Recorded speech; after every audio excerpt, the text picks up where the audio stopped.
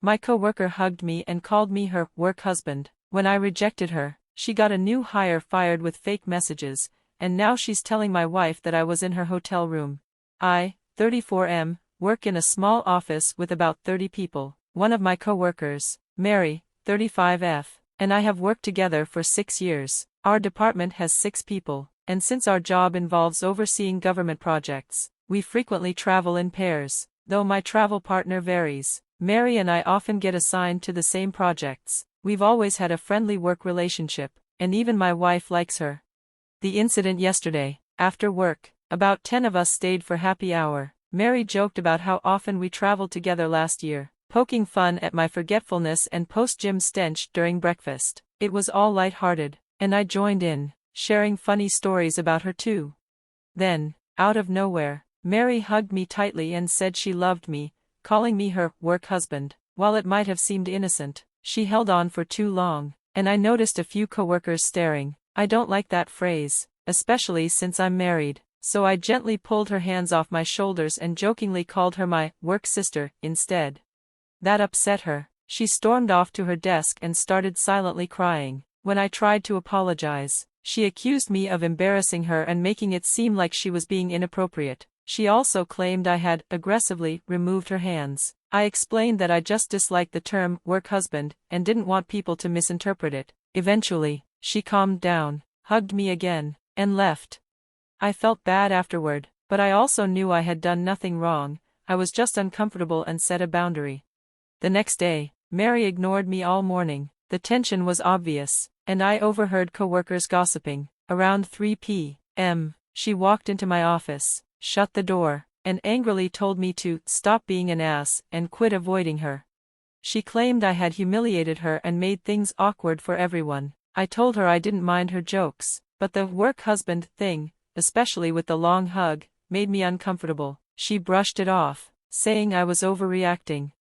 Mary then argued that we spend so much time together while traveling that she knows me as well as a spouse would. She even claimed she knew me more intimately than my wife, listing details like our shared dinners, morning breakfasts, and long road trip conversations. That crossed a line. I firmly told her she was delusional if she thought she knew me better than my wife. I made it clear that only my wife gets to call me her husband, and if she couldn't respect that, maybe we shouldn't be friends at all. She quickly backtracked, saying she didn't mean to disrespect my marriage. She apologized but still insisted I was misinterpreting her words. Then she tried to hug me again. I stepped back and simply said, "It's okay," but I didn't return the hug. The incident with Mary, a recap and what happened afterward. That night, I spoke to my wife about what happened with Mary. As expected, she was upset and told me that she hated the term work husband. She asked if Mary had ever flirted with me or had a crush on me during our trips. I assured her that I hadn't felt that way and that Mary probably just said it because she was a bit tipsy, and now she was being stubborn about it. My wife said she felt uncomfortable about Mary's behavior and considered it strike one for her. She asked me to put more distance between us while traveling. If Mary ever repeated that behavior, I was to report it to HR. I promised her I'd be more cautious around Mary and minimize our interactions outside of work hours. Thanks to everyone's comments, I now see how serious the situation could get. After discussing it with my wife, I arranged meetings with my manager and HR for today. I don't plan to file a formal complaint but want to document the incident and explain why it made me uncomfortable. Luckily, I don't have any upcoming travel this week due to the holidays, but I'll be traveling with Mary next Tuesday to a work site. I'll discuss my options with my manager, but for now, I believe maintaining some distance from Mary is the best course of action. I know it's been a while since my last update, and I apologize for leaving everyone hanging. The situation with Mary and me eventually got resolved, but things got even more complicated afterward. I took your advice and had a discussion with my manager and HR, documenting everything that had happened with Mary, from the happy hour incident to her behavior in my office. While I didn't want to take any extreme action, I made it clear that her comments about knowing me better than my wife and her remarks about my gym shorts made me uncomfortable. My manager had already heard about the incident at the office, since it was a hot topic, and he promised to adjust the travel schedule to minimize our trips together.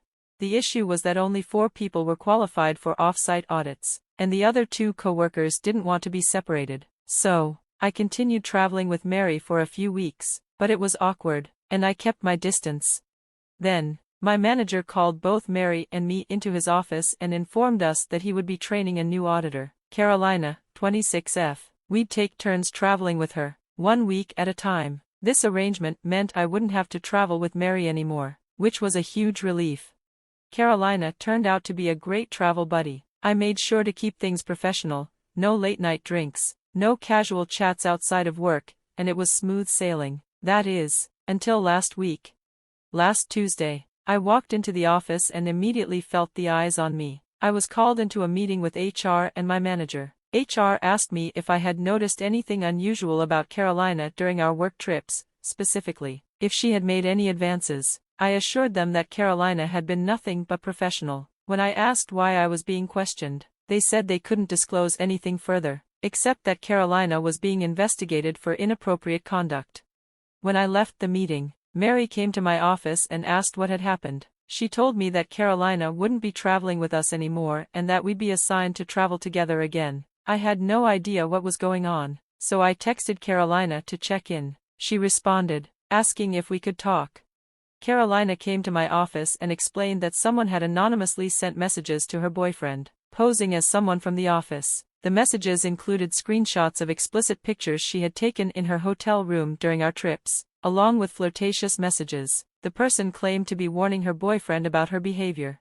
Her boyfriend went ballistic, broke up with her, and then reported the situation to HR, possibly out of revenge. Carolina was devastated, explaining she had only taken those photos for her boyfriend and didn't know how they ended up being sent. She was in a tough spot. Our company works on government contracts, so anything involving inappropriate conduct is taken extremely seriously. I offered Carolina my support, but I couldn't help but feel uneasy. It was clear that everyone assumed I was the anonymous tipster, which put me in an uncomfortable position. I was also told that HR might go through my company phone's messages and emails as part of the investigation. Mary, on the other hand, seemed almost giddy about the situation, frequently referring to Carolina as that pervert. She also kept bringing up how much fun we had during our past trips and how excited she was for us to revisit the same restaurants and bars. My wife, of course, believes that I didn't send the anonymous messages and is convinced I had no involvement. She's even suggested that Mary might have had access to Carolina's phone while they were traveling together. While this sounds far-fetched, it's hard to ignore how things are unfolding. I'm not sure how to navigate this situation, and I don't feel comfortable traveling with Mary again. Leaving my job isn't an option at the moment, so I'm looking for advice from others who've been in similar situations or have HR experience. Navigating a difficult situation with Mary and my career. I apologize for the lack of updates. Nothing noteworthy happened until last Friday, and since then, my wife, Brooke, and I have been arguing about what to do next. For the past few months, I've been applying for similar positions, but finding a comparable job in this market is challenging. Brooke has voiced her concerns about my continued travel with Mary, but she understands that if I could stop traveling with her, I would. Unfortunately, we have bills and a mortgage, so leaving my job isn't feasible. Like many commenters from previous posts, Brooke believes that Mary is the one who framed Carolina. Throughout our travels, I've maintained a professional demeanor with Mary. Things have changed significantly from when I considered her a close friend. I keep my distance and spend most of my time alone in my room after work. Carolina remained at the company for about a month after my last post while HR investigated the incident. I tried to support her and mentioned to my manager that she had been very professional. However, rumors began circulating that I was trying to save her job, which led to her spending too much time alone in my office. We both agreed that the optics were bad and decided to distance ourselves. Carolina ultimately resigned a month after the incident, stating that she couldn't handle the situation anymore. From what I know, she is still job hunting.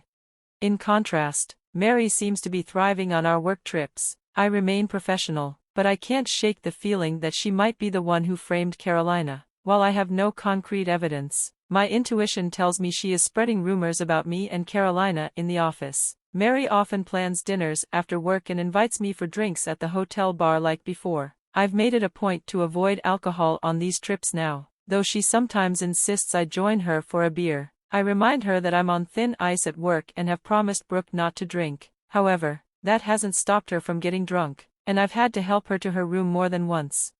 Brooke has been incredibly supportive throughout all of this and has never blamed me or suspected anything. She asked me not to drink on these trips and to call her every night when I get to my room and when I go to sleep, to ease her worries. I even installed a location tracking app on my phone so she can see where I am during my trips.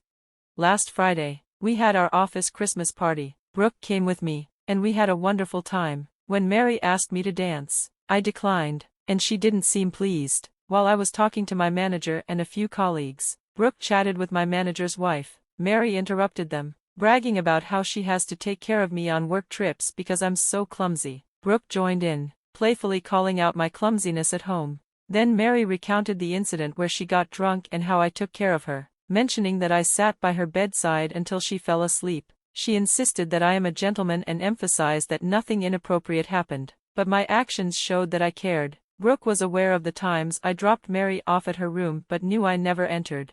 While Brooke didn't say anything at the party, it led to a massive argument when we got home. I clarified that I never went into Mary's room, I just escorted her there. I called Brooke immediately to explain the situation and showed her our text conversations with timestamps from that night. After calming down, she said she believed me, but it was shocking how smoothly Mary lied in front of my manager's wife. Brooke felt that Mary was trying to plant seeds of doubt and that she couldn't pretend everything was okay with her anymore. She expressed her concern that Mary had ruined Carolina's career and might try to do the same to me if things didn't go her way.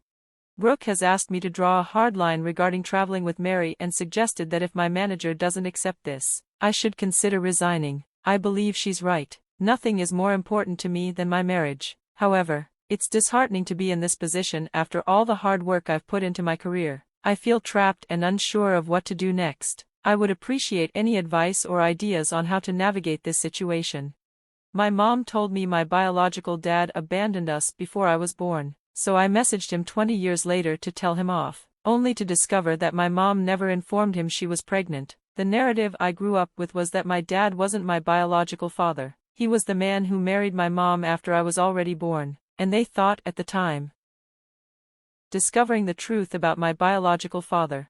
I deserved to know the truth because, for as long as I can remember, people in my environment had pointed out how I didn't look like my dad. I even asked them if maybe I was adopted or something. There wasn't much said about the man who got my mom pregnant, but the gist of it was that he didn't care about her pregnancy, didn't want a child, and when she didn't want anything to do with him, she cut all contact. No child support, because my mom's family is well off.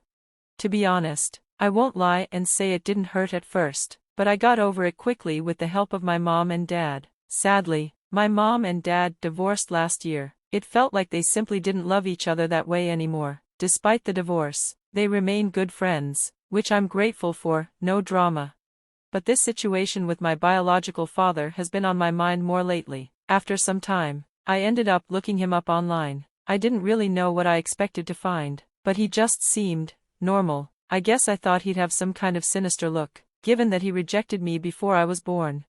One night, after drinking too much with some friends, I made a stupid decision. I sent him a message, accusing him of being horrible, evil, and other unflattering things for abandoning me. The next morning, after the hangover kicked in and I remembered what I'd done, I checked his reply. It was polite but confused. He didn't know who I was or how I was supposed to be connected to him. After all, I had my dad's last name. He told me I probably had the wrong person and wished me the best. I don't know why, but that response pissed me off even more. So, in my anger, I sent another message, this time, a long one, explaining exactly who I was, who my mom was, and what he had done to us. He replied in the evening with a much longer response that left me stunned. He said that he and my mom had broken up badly after being together for about a year. She never mentioned a pregnancy, and when he later tried to reach out because he felt guilty about how things had ended, she blocked him. That was the last time he tried to contact her. All my anger towards him disappeared in an instant. Turns out, my father was just as hurt about the situation as I was. He had no idea I even existed. I was debating how to approach my mom about all this, but I didn't have to, because my dad contacted her first. He confronted her about keeping me a secret. We've started to get to know each other, mostly through the internet and a few video chats. He doesn't live in the same country as us, but we're planning to meet in person soon. I'm nervous as hell, but from what I've heard and the way he's treated me, I think I'm going to like him a lot. But, why did my mom do this? She says she has no idea why she did it. She blames it on the pregnancy and stuff, but I can't wrap my head around how something as simple as pregnancy could have affected her decisions for my entire life. I love her, but there are moments when it's just the two of us, and I can't help but hate her for denying both of us the chance to know each other. I can tell my dad is hurt by this, even if he doesn't openly talk about it, and my mom probably knows how I feel. She starts tearing up whenever she sees me angry or curt with her. I'm torn. I feel happy talking to my dad, but when I talk to my mom afterward, I just get so angry. I want to see this situation improve, but I also want her to feel the pain I've felt all these years. What do I do now? Why she lied, it's both simple and frustrating. It turns out that the reason she lied is maddeningly simple, and, frankly, kind of stupid.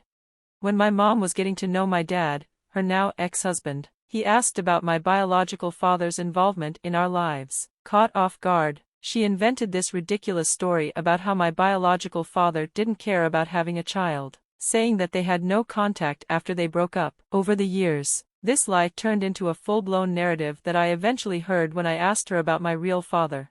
My dad didn't want to make things worse, so he avoided the topic in the future, until I brought it up. That's it. That's the entire reason why I didn't know my biological father for my whole life. My mom didn't want to look spiteful or crazy for not telling him about me, so she fabricated a story, which, ironically, just makes her look like exactly that. I'm so angry with her, and I can barely control it. I want her to feel the same hurt I felt when I discovered the truth. It's not something I can just push aside. I know that one day, I'll probably rebuild a better relationship with her, but right now, it's just not happening. But on a more positive note, I met my father. Some people had advised me to be cautious about when and where I met him, especially since he lives in another country, but everyone who knew him, back then and now, had nothing but good things to say about him, so I felt comfortable. I gave him a few dates when I could meet, and he picked this last weekend. He flew back on Friday, visited his parents, my grandparents, still weird, and then we met up.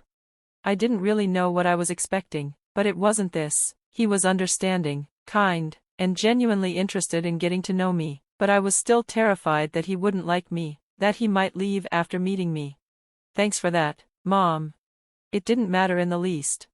As soon as we met, there was this moment. I can't describe it, but it was like nothing I've ever felt. He hugged me, and I could feel him shaking. I think he was holding back tears, and I started crying. No real reason, just tears. We spent the whole day together, and the whole weekend, and before his flight, I didn't want him to leave, and he won't, not really. What really got me was that he wanted to meet my dad, the man who raised me. He asked me if it was okay, and when he met him, he thanked him for being there for me. I'm not sure what to call their relationship, but I think they became friends. To everyone who helped me process all of this, thank you. I honestly don't know what I would have done without the support, even though it sometimes felt like I was just venting online. And to those of you who thought my father was a rapist or abuser, seriously, WTF?